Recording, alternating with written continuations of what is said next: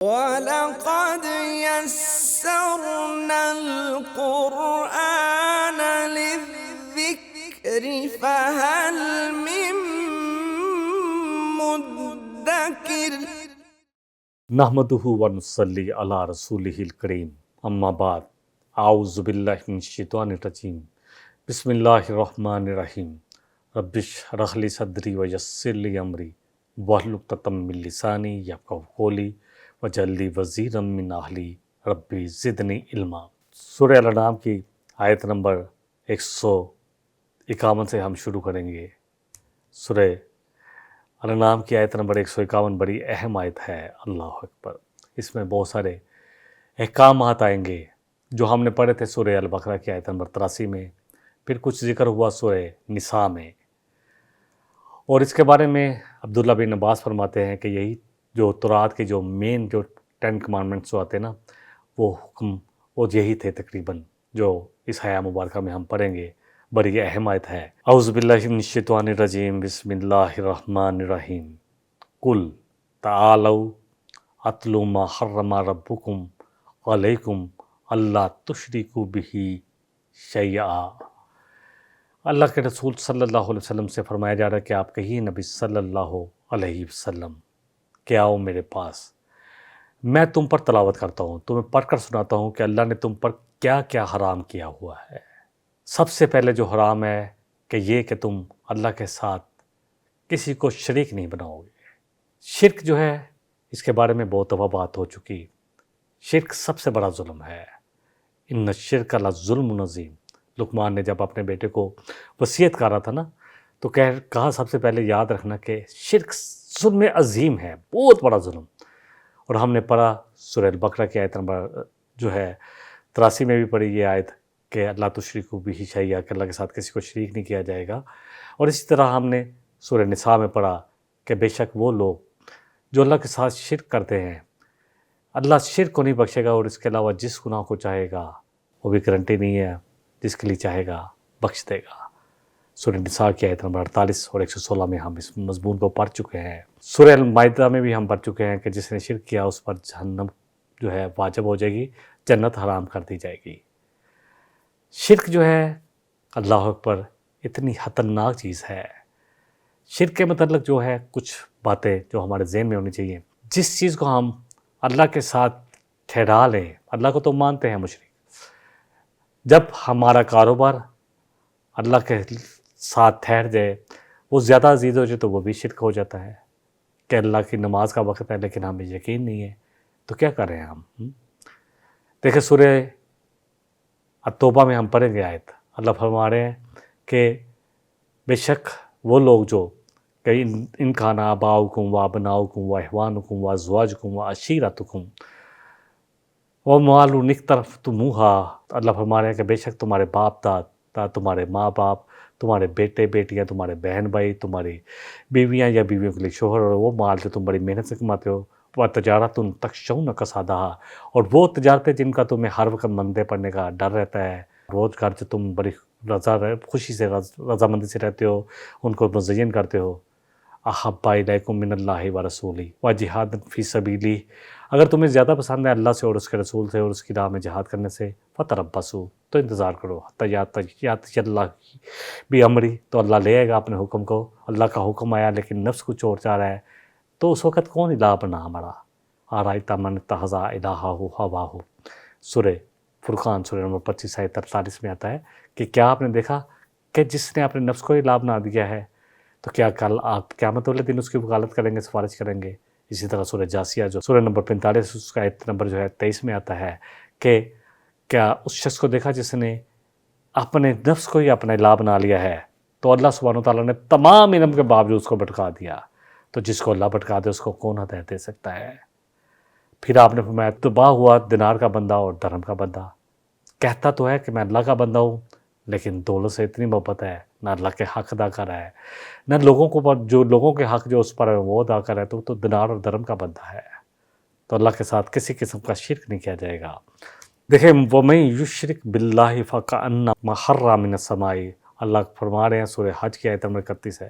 شرک کو سمجھنے کی بڑی اہم آیت ہے کہ جو اللہ سے شرک کرتا ہے تو اس کی مثال تو ایسے ہی ہے جیسے وہ آسمان سے گر پڑا. اب اس نے مضبوط کنڈا جو اس کا تھا نا اللہ کے ساتھ ایک تعلق تھا وہ ختم ہو گیا. حر من السماء فاختطفه الطير او تهوي به الريح فی مکان صحیح. اب یا تو پرندے اس کو چکر لے کے جائیں گے اور پھینک دیں گے کہ کچھ چکر بڑا پرندہ لے جائے گا تو کھا لے گا اس کو پی لے گا یا کھا کے اس کو ہلاک کر دے گا یا وہ کسی دور کے مقام میں کسی کھائی میں جا کر گرے گا.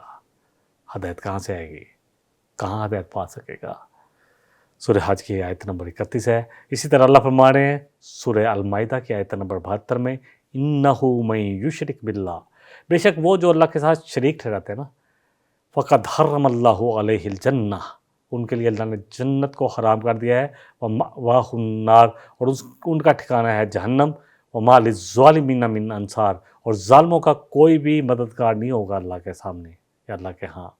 ابن مسعود رضی اللہ عنہ فرماتے ہیں، صحیح بخاری کی حدیث ہے، حدیث کا نمبر ہے 7560، کہ کہتے ہیں کہ میں نے نبی صلی اللہ علیہ وسلم سے پوچھا کہ کون سا گناہ سب سے بڑا ہے؟ فرمایا یہ کہ تم اللہ کے ساتھ شریک رہو حالانکہ اس نے تمہیں پیدا کیا ہے. اللہ سبحانہ و تعالیٰ جو ہے پیدا اللہ نے کیا ہے اور ہم بات کسی اور کی مانیں.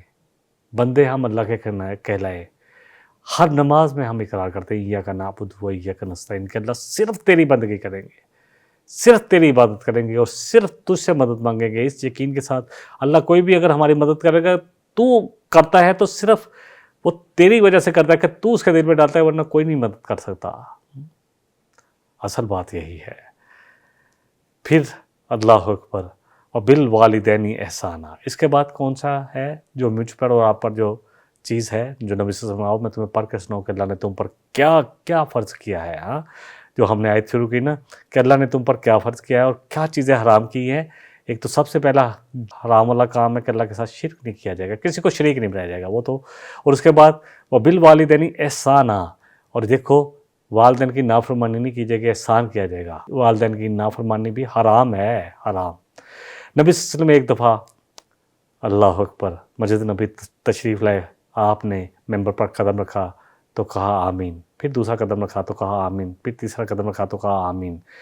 تو پوچھا لوگوں نے کہ اللہ کے رسول صلی اللہ علیہ وسلم خلاف توقع ہے کہ آپ نے یہ آمین کہا ہے. کہا جبریل میرے پاس آئے تھے اور انہوں نے کہا کہ وہ شخص جس نے رمضان کا مہینہ پایا پھر اپنی بخشش نہ کروا سکا تو وہ اللہ اکبر ہلاک ہو گیا. تو میں نے کہا آمین.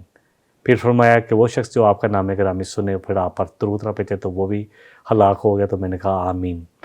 اور پھر تیسرا کہا کہ وہ جو جس کو بڑھاپے میں ماں اور باپ یا دونوں میں سے ایک مل جائے پھر ان کی خدمت کر کے جنت حاصل نہ کر سکے تو وہ بھی اللہ اکبر وہ بھی ہلاک ہوا. تو نبی صلی اللہ علیہ وسلم نے فرمایا کہ میں نے کہا آمین. نبی صلی اللہ علیہ وسلم پوچھا گیا سئل رسول اللہ صلی اللہ علیہ وسلم ای العمل احب الی اللہ، کہ اللہ کے نزدیک سب سے بہتر عمل کون سا ہے؟ ای العمل احب الی اللہ، اللہ کے نزدیک سب سے پسندیدہ عمل کون سا ہے؟ قال الصلاۃ علی وقتہا. کتنے لوگ نماز پڑھ رہے ہیں آج مسلمانوں میں سے؟ اللہ اکبر 95% امت نماز چھوڑ چکی ہے. نماز کو اس کے وقت پر پڑھنا اور پڑھتے بھی ہیں تو ٹالتے رہتے ہیں. دل کا صلاۃ المنافق، نبی صلی اللہ علیہ وسلم نے فرمایا کہ جب دیکھتا ہے کہ سورج بالکل غروب ہونے کے قریب ہے تو عصر کی نماز کے لیے 4 ٹھونگے مارتا ہے تو وہ نماز پڑھتا ہے. جیسے ٹھونگے مارے جاتے ہیں اس طرح مرغا ٹھونگے مارتا ہے تو ایسے نماز یعنی بڑی تیزی سے نماز پڑھتا ہے. نماز تو معراج پر دی گئی اور یہ مومن کی معراج ہے، یقین کریں اوپر اٹھانے والی ہے. نبی صلی اللہ علیہ وسلم کو جب بھی کوئی بھی مسئلہ ہوتا تو آپ اللہ کی مدد مانگتے تھے. وَاسْتَعِینُوا بِالصَّبْرِ وَالصَّلَاةِ، صبر کے ساتھ اور نماز کے ساتھ. تو آپ 2 رکعت نماز قائم کرتے اور اللہ سے مانگتے. تو اللہ کرے نماز فرض ہی نہیں پڑھے جا رہے تو باقی کہاں جائیں گے ہم؟ پہلا تو اللہ سے پوچھا گیا تو آپ نے کہا نماز کو، کیونکہ اللہ کا حق سب سے پہلے ہے نا. یہاں بھی سب سے پہلے اللہ کے ساتھ شریک نہیں کیا جائے گا اور نماز تو اللہ کے لیے پڑھنی ہے نا. اللہ کے شکرانے کے طور پر کہ اللہ نے ہمیں مسلمانوں کے گھر پیدا کر دیا، ایمان کی دولت دے دی، اسلام کی دولت دے دی، تو اب نماز تو فرض ہو گئی اس کی. اور سب سے پہلا سوال بھی قیامت والے دن مسلمانوں سے نماز کا ہوگا. اور پھر پوچھا قال ثم ایو یا رسول اللہ، کہا پھر اس کے بعد تو فرمایا کالا، آپ صلی اللہ علیہ وسلم فرمایا کالا رسول اللہ صلی اللہ علیہ وسلم ثم بر الوالدین، والدین کے ساتھ نیک سلوک کرنا۔ کالا ثم ایو، کالا پھر کون سا؟ فرمایا الجہاد فی سبیل اللہ، کہ اللہ کی راہ میں جہاد کرنا، جد و جہد کرنا۔ سب سے پہلے اللہ کا حق اور اس کے بعد فوراً جو حق آتا ہے وہ والدین کا آتا ہے۔ نبی صلی اللہ علیہ وسلم سے پوچھا گیا، سئل رسول اللہ صلی اللہ علیہ وسلم ایو ذنبی عند اللہ اکبر، کہ سب سے بڑا گناہ کیا ہے؟ یہ پہلی جو حدیث تھی وہ صحیح بخاری کی تھی 5970۔ اب دوسری حدیث پوچھا گیا کہ کیونکہ اگلے آیت کا جو اگلا حصہ ہے وَلَا تَقْتُلُوا أَوْلَادَكُمْ مِنْ إِمْلَاقٍ، کہ تم اپنی اولادوں کو تنگ دستی کی وجہ سے، کہ پتہ نہیں کہاں سے کھلائیں گے، تنگ دستی کی وجہ سے یا بھوک غربت کی وجہ سے ہلاک نہ کرو۔ نَحْنُ نَرْزُقُكُمْ وَإِيَّاهُمْ، ہم تمہیں بھی رزق دیتے ہیں اور ان کو بھی دیں گے، فکر کیوں کرتے ہو تم؟ جو بورڈ کروانے ہو یا یہ قتل اولاد کر دیتے، بیٹیوں کو قتل کر دیتے تھے، اور آج دوسری صورت آ گئی کہ لڑکی آ گئی ہے، 3 بیٹیاں پیدا ہو گئی ہیں تو یا 2 ہو گئی ہیں تو پھر ابورٹ کروانے چل پڑتے ہیں لوگ۔ تو جو اگلی حدیث ہے وہ بھی بخاری شریف کی ہے 4761۔ سئل رسول اللہ صلی اللہ علیہ وسلم ایو ذنبی عند اللہ اکبر، کہ سب سے بڑا گناہ کیا ہے اللہ کے قریب نزدیک؟ کالا ان تجعل للہ ندا، کہ اللہ کے ساتھ کسی کو مد مقابل ٹھہرائے۔ وہوا خلقک، اور اس نے جب کہ تجھے پیدا کیا ہے۔ ند کیا ہوتی ہے؟ مد مقابل ٹھہرا دینا۔ ایک شخص نبی صلی اللہ علیہ وسلم کے پاس آیا اور فرمایا ماشاء اللہ و ما شئتا، کہ نبی صلی اللہ علیہ وسلم جو آپ چاہیں اور جو اللہ چاہے۔ فرمایا اتجعلنی ندا للہ، تو تو مجھے اللہ کے مقابل ٹھہراتا ہے، بلکہ کہو انشاءاللہ کہ جو اللہ چاہے۔ قلتو، کہتے میں نے پھر پوچھا ثم ایو، قال ثم ان تقتل ولدک خشیۃ ان یطعم معک، کہ تو اپنے اولاد کو اس لیے قتل کرے کہ تو اس کو کیسے کھلائے گا، تیرے ساتھ کھائے گی، یہ اس کے بعد بڑا گناہ ہے۔ قلتو، کہ کہتے ہیں صحابی، اور یہ عبداللہ بن مسعود رضی اللہ عنہ تھے، کہ اس کے بعد کہتے ہیں میں نے پوچھا ثم ایون، پھر کون سا؟ قالا ان تزانی یا بحلیلتی جارک، کہ تو اپنے ہمسائیگی میں، اللہ اکبر، زنا کرے۔ ہمسایوں میں زنا کرنا جو ہے، ویسے زنا تو بہت ہی کبھی ہے اور اس کا 10 گنا زیادہ گناہ ہے، بہت بڑے گناہوں میں سے آیت ہے۔ اگلا آیت کا حصہ پڑھ لیتے ہیں، وَلَا تَقْرَبُوا الْفَوَاحِشَ مَا ظَهَرَ مِنْهَا وَمَا بَطَنَ، اور دیکھو فواحش کے قریب نہ جانا، بے حیائی کے قریب نہ جانا، چاہے وہ ظاہر ہو یا چھپی ہوئی، یعنی چھپ کر بھی موبائلوں پر ہم جو کرتے ہیں نا۔ نبی صلی اللہ علیہ وسلم نے فرمایا کہ میری امت کا ایک گروہ ہوگا جو تہامہ پہاڑ جتنے نکے لائیں گے۔ صحابہ نے پوچھا کیسے؟ تو وہ ان کی ساری نکیں برباد ہو جائیں گی۔ فرمایا وہ کیا کرتے ہوں گے؟ فرمایا کہا تمہاری طرح نمازیں بھی پڑھتے ہوں گے، روزے بھی رکھتے ہوں گے، تنہائیوں میں اللہ کے حدود کو پامال کریں گے۔ تو آج تو موبائل کی صورت میں ہمیں پتہ چل جانا چاہیے کہ یہ حدیث کتنی برہم کر، کتنی واضح ہو کر ہم تک پہنچ چکی ہے، کہ ہم تنہائیوں میں جو کرتے ہیں نا، تو ہم سمجھتے ہیں کسی نے نہیں دیکھا، اللہ دیکھ لیتا ہے۔ دیکھیں اللہ تو ہماری آنکھوں کی خیانت کو بھی دیکھ لیتا ہے، اور جو ہمارے دلوں میں خیال پیدا ہوتے ہیں اس کو بھی دیکھ لیتا ہے۔ سورہ لقمان میں آتا ہے کہ جب لقمان نے اپنے بیٹے سے کہا کہ اے بیٹا کوئی سے چھوٹا عمل کر لے، زمین کے اندر جا کے کر لے، پہاڑوں کی کوہ میں کر لے، آسمان پر جا کر لے، یاد رکھ کہ اللہ اتنا لطیف ہے، اتنا باریک بین ہے، اللہ خبیر ہے، خبر کو اللہ ہے کہ ہر چیز دے گا تیرے سامنے۔ تو یہ یقین جب میرا اور آپ کا ہو جائے گا، پھر تنہائیوں کے گناہوں میں ہم بچ سکیں گے۔ تو ہر قسم کے جو گناہ ہیں ان سے بچایا گیا۔ دیکھیں حیا جو ہے نا وہ ایمان کا حصہ ہے۔ نبی صلی اللہ علیہ وسلم میں اگر تم میں حیا نہیں ہے تو پھر جو مرضی کرو۔ خواہش جو ہے وہ بے حیائی کے کام ہے۔ حضرت سعد بن عبادہ رضی اللہ عنہ نے کہا کہ اگر میں اپنی بیوی کے ساتھ دیکھ لوں کسی کو تو میں اس کی گردن تلوار سے اڑا دوں۔ پھر یہ بات نبی صلی اللہ علیہ وسلم تک پہنچی تو آپ نے فرمایا تم سعد کی غیرت کی بات کرتے ہو، بلا شبہ میں ان میں سے سب سے زیادہ غیرت مند ہوں، اور اللہ تعالیٰ مجھ سے بھی غیرت مند ہے۔ اللہ سب سے زیادہ حیا والا ہے۔ اللہ نے غیرت کی وجہ یہ ہے کہ فواحش کو، حرام کو، جو حرام کام ہے چاہے چھپے ہوں یا وہ جو فواحش ہے، جو بے حیائی کے کام ہیں، ان کو سب کو حرام قرار دیا ہے، چاہے وہ چھپے ہوئے ہوں چاہے ظاہر ہوں۔ یعنی سب سے زیادہ تو اللہ سبحانہ وتعالیٰ حیا والا ہے، جو چاہتا ہی نہیں ہے۔ اللہ اکبر۔ تو ہم جب بے حیائی کے کام کرتے ہیں، اللہ تو ہمیں ہر جگہ دیکھ رہا ہے، چاہے چھپ کے کریں چاہے ظاہر سے کریں۔ تو کہاں کریں گے؟ تو پھر کہیں نہیں کرنا۔ اللہ اکبر۔ حیا جو ہے نا یہ دین کا حصہ ہے۔ بہت ساری حدیثیں ہیں، یہ بھی حدیث جو تھی صحیح بخاری کی تھی 7412۔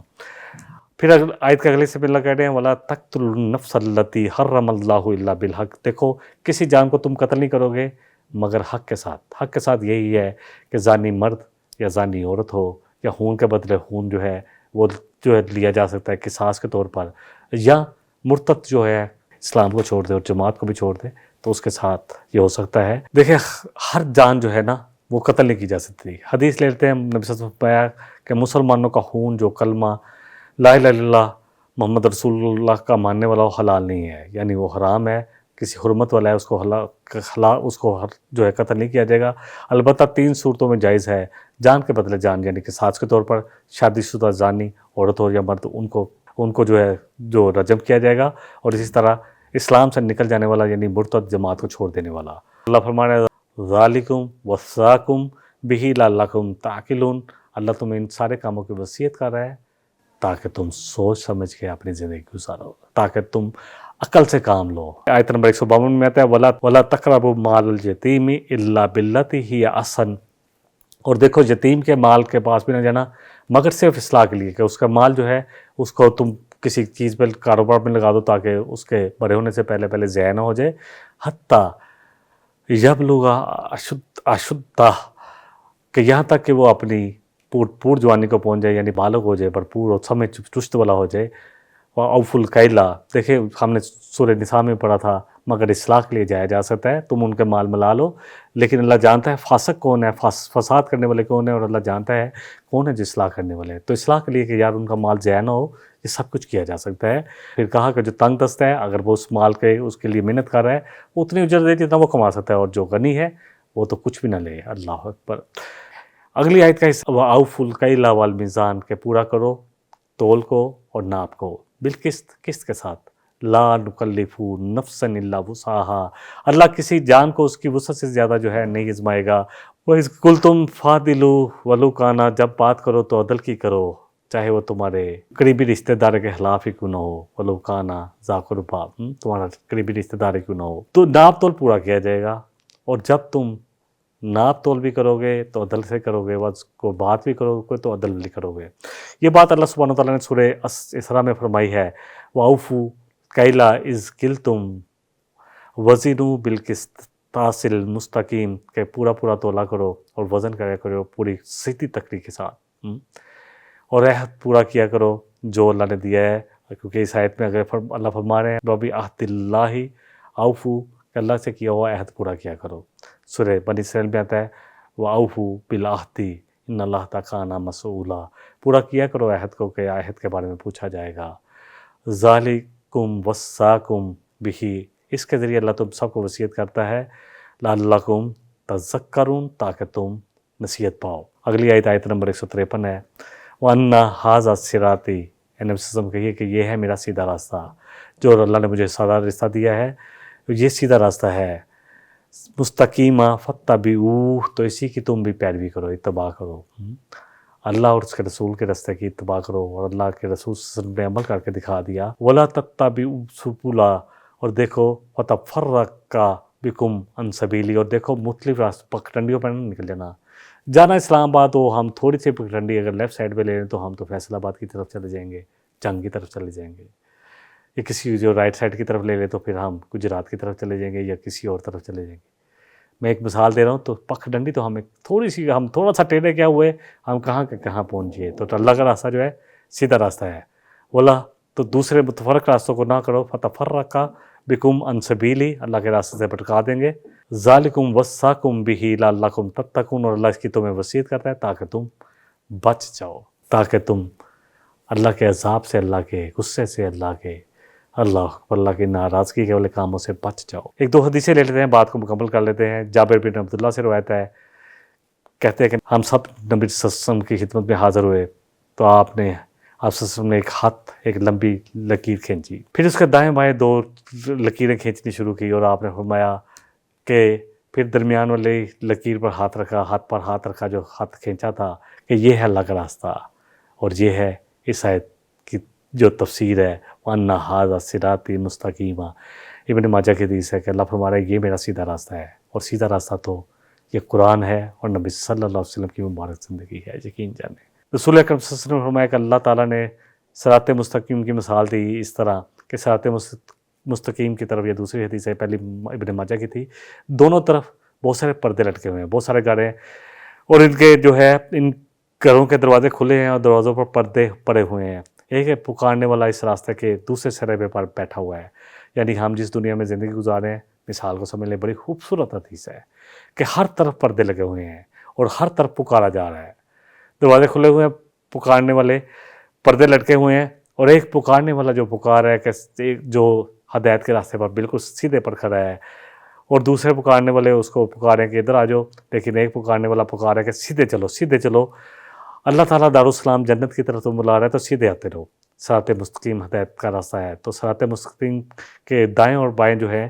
وہ پردے نہ کھولنا، جس نے پردہ کھول لیا، اللہ کی حدود کے پردے ہیں، ان میں جو داخل ہو گیا تو اللہ کی حدود سے باہر ہو، یعنی اس نے اللہ کی حدود سے تجاوز کیا، یعنی اللہ کی ناراضگی والا کام کیا۔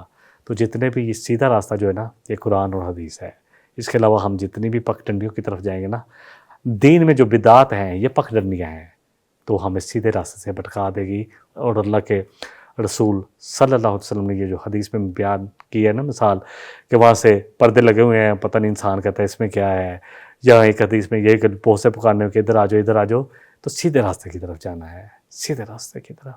ھذا صراط مستقیمہ، یہ ہے میرا سیدھا راستہ، اور اسی کی اتباع کرنی ہے، اور ہمیں نبی صلی اللہ علیہ وسلم کے راستے کی اتباع کرنی ہے، اور آپ صلی اللہ علیہ وسلم کا جو راستہ ہے اسی میں میری اور آپ کی، اللہ اکبر، ہدایت کا سامان ہے، اور اسی میں ہماری آخرت کی کامیابی کی کنجی ہے۔ آخرت کی کنجی جو ہے وہ اللہ اور اس کے رسول صلی اللہ علیہ وسلم کی اطاعت میں ہے، اور آپ صلی اللہ علیہ وسلم کی کامل اتباع میں ہے۔